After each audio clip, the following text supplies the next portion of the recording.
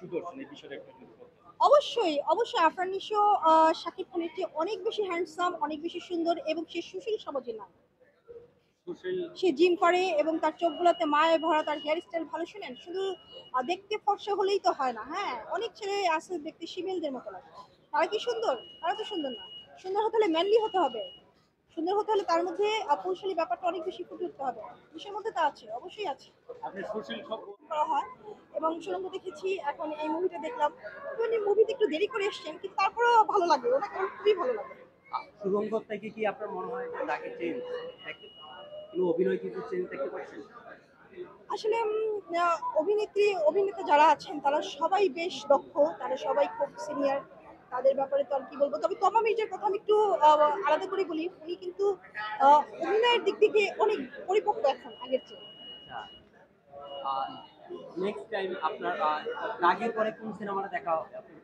না, আমার আর কোনো মুভি দেখার ইচ্ছা নেই, কারণ আপু, আমি তো শাকিব খানের মুভি আপু, কখনোই দেখি নাই, এখন পর্যন্ত আর দেখবো আচ্ছা না। এই যে আপনি একটা কথা আমি বলেছেন হুগলি যে সিনেমাও শাকিব খানের দেখবো মুভি দেখেন না কেন? না, না, কারণ তাদের ব্যক্তিগত জীবন আমাদেরকে অনেক বেশি ডিস্টার্ব করে। এটা আমার কাছে ভালো লাগে না। আচ্ছা এই যে অনেকে রাগের পরে আচ্ছা, আমি একটা কথা বলি, সেটা হলো যে যার যাকে পছন্দ তার মুভি সে দেখবে। হ্যাঁ, বরবাদ তো আমি দেখি নাই, আমি এ ব্যাপারে কিছু বলতে পারবো না। আর আমি বরবাদ কখনো দেখবো না, কারণ আমি শাকিবের ভক্ত না। আমি ওনার মুভি কখনো দেখিনি। আমি নিশোর ভক্ত অনেক আগে থেকে। আমি সাকিবের মুভি কখনো দেখি না, আজ পর্যন্ত দেখি নাই। কারণ উনি প্রথম দিকে খুব অশ্লীল মুভি করতেন, খুব এফডিসি বেসড এবং খুব আনাড়ি অভিনয় করতেন। তো আমি কখনোই দেখি না। আমার কাছে মনে হয় যে উনি আপার লেভেলের বা সুশীল সমাজের নায়ক না। আর নিশোর তো আমরা যারা ভক্ত আছি তারা সবাই একটা আপার লেভেলের, এবং তারা ধ্রুপদী লোক। হ্যাঁ, তারা সবাই শিক্ষিত সমাজের লোক।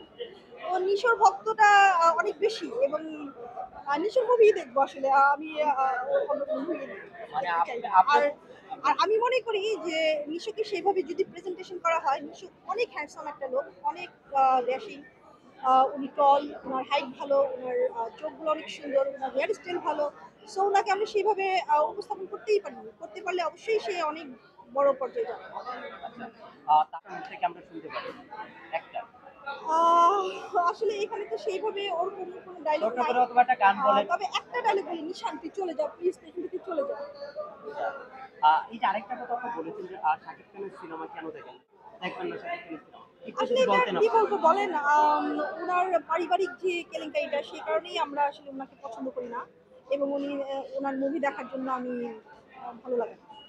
দেখতে উনাকে আগে থেকে আমার ভালো লাগে না। আর এখন এই পারিবারিক ব্যাপারগুলা আমাদেরকে খুব বেশি ডিস্টার্ব করে এবং আমাদের এফেক্ট করে। অবশ্যই তারা নায়ক নায়িকা, তাদের থেকে মানুষ শিখবে। হ্যাঁ, তারা যদি একটা টক্সিক ব্যাপার সমাজে ছড়ায় দেয়, সেটা তো আমাদের জন্য অনেক খারাপ একটা ব্যাপার, তাই না? এবং সবচেয়ে বড় কথা, উনি কিন্তু একবারও সরি বলেন। উনি জনগণের সামনেও কখনো কারো কাছে সরি বলে নাই, বা ওনার ওয়াইফদের কারো কাছে উনি সরি বলেন না। এটা আমার কাছে খুব খারাপ লাগে। হ্যাঁ, উনি তো ভুল করেছেন, তো উনি সরি বললেও পারতেন, কিন্তু উনি সেটা কিন্তু করেন। না এটা কিন্তু আপনি বলছেন রাইট। আসলে আমরা তো শুধু অডিয়েন্স না। হ্যাঁ, আমরা আমরা যখন যার ভক্ত হই, তাকে অবশ্যই তাকে আমরা ফলো করি, তার লাইফস্টাইল আমরা ফলো করি। তো ও শুধু ভক্ত বললে তো এখানে হবে না। আর তার এই পারিবারিক ব্যাপারটা তো অবশ্যই আহ, আমি আমি চিন্তা করবো, আর কেউ করুক আর না করুক, আমি ভাববো। কারণ দেখেন, নায়ক কিন্তু রিয়াজ অনেক বড় নায়ক ছিলেন, ফেরদৌস অনেক বড় নায়ক ছিলেন। তারা কিন্তু পারিবারিকভাবে এইভাবে কোনো কেলেঙ্কারিতে তারা জড়াননি। সো পরিবার অনেক বড় একটা পার্ট, সেটা ঠিক রেখে তারপরে উনি বড় নায়ক হোক, যা কিছু হোক সেটা